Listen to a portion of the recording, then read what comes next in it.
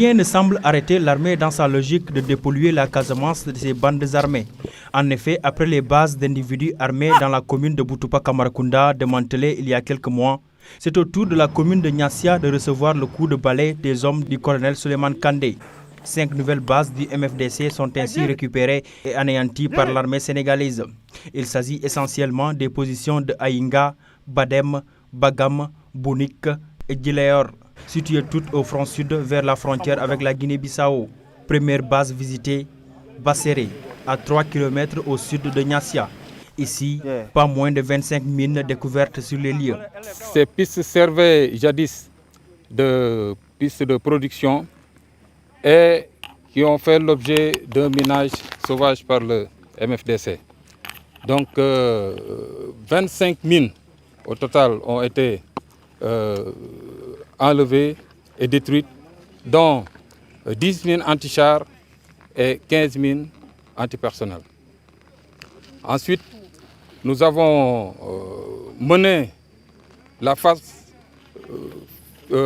déterminante de notre mission qui consistait à s'emparer de la base de Bagam, n'est-ce pas, qui se situe pratiquement à la frontière, à 200 mètres de la frontière, et qui est une grande base, n'est-ce pas, composée de 15 bunkers étalés dans un dispositif dans la profondeur et qui était fermement défendu par l'ennemi.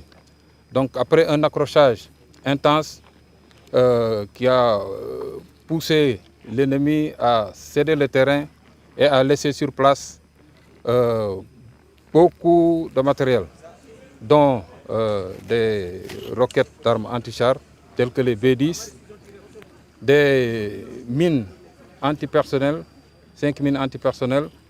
Ils ont aussi laissé une arme, le PG2, 5 AK-47 et une quantité énorme de munitions calibre 7,62 qu'ils n'ont pas pu emporter avec eux. Ils ont aussi laissé des documents et beaucoup de logistique, tels que du matériel de l'intendance. Et ils ont aussi laissé des vélos, n'est-ce pas, qui leur servaient de moyen de transport pour acheminer leurs produits. Après Bagam, Badem, direction Aïnga, la base où résideraient les rebelles qui seraient à l'origine de la tuerie dans la forêt classée de Bofa-Bayotte le 6 janvier 2018. Le seul mot d'ordre du lieutenant Sen, c'est d'attaquer les positions MFDC à partir de Niassia jusqu'à la frontière avec la Guinée-Bissau. La première phase consistait à partir de Niassia, donc reconnaître l'axe de Edjouma-Basséré. Ça correspondait également à l'ouverture de l'axe Kouméré-Basséré-Kourin, qui aujourd'hui est praticable, ça roule.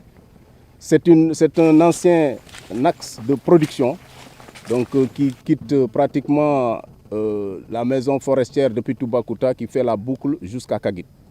Donc cet axe aujourd'hui est viable. La deuxième phase de l'opération consistait également à attaquer les positions MFDC à partir de Basséré. Donc les positions Basséré de Djileor, Eliot, Djileor 1, Djileor 2, Eliot, Aïnga 1, que vous voyez ici, et Aïnga 2, là où nous sommes, ont été conquises. Et aujourd'hui, les conditions que vous voyez ici sont créées pour le retour des populations dans leur terroir. Affirmatif, on a eu quand même à découvrir des champs de chanvre-indien, au-delà des munitions, des roquettes piégées qu'on a eu quand même à détruire sur place, des engins explosifs également. La bataille était rude, des blessés notés du côté des Djambars. On déplore quand même au moins dans nos rangs un gradé qui a été blessé par mine, qui a sauté sur une mine antipersonnelle, mais également un de nos camarades qui a été blessé par balle. Et du côté de l'ennemi? Bon, du côté de l'ennemi, là, on ne peut pas citer ici de bilan, quoi. Dernière étape, Djileor. Ici, pas question d'aller au-delà, car le reste de la zone serait miné. Les risques sont donc là. Suleiman Kandé, commandant de la zone militaire numéro 5, est catégorique et ne cédera d'un iota, en assurance pour les populations déplacées à cause de ce conflit armé. Pour aider effectivement ces populations à retourner dans leur territoire jadis abandonné, il fallait quand même créer les conditions de sécurité en procédant à la neutralisation des bandes armées qui sont installées dans cette zone, mais également il fallait effectivement créer les conditions de sécurité en dépolluant la zone qui était effectivement très particulièrement minée. Et cette action de déminage ne peut pas se faire avec les armées seules, il faudra effectivement aussi l'intervention d'autres acteurs. Pour rappel, plusieurs exactions ont été perpétrées contre les populations au niveau de cette zone et effectivement les bandes armées par ces actions d'exaction cherchent tout simplement donc, à s'assurer l'exclusivité de l'exploitation des ressources forestières. La prise en otage au niveau de Kailou en 2013, c'était le 3 mai exactement 2013, de 9 démineurs humanitaires, et la tuerie de Bof Bayot survenue le 6 janvier 2018, voilà, vient compléter ce bilan très sombre commis des actes odieux commis par le MFDC contre ces populations. Les opérations enclenchées depuis le 30 mai dernier seront poursuivies dans cette zone frontalière du front sud.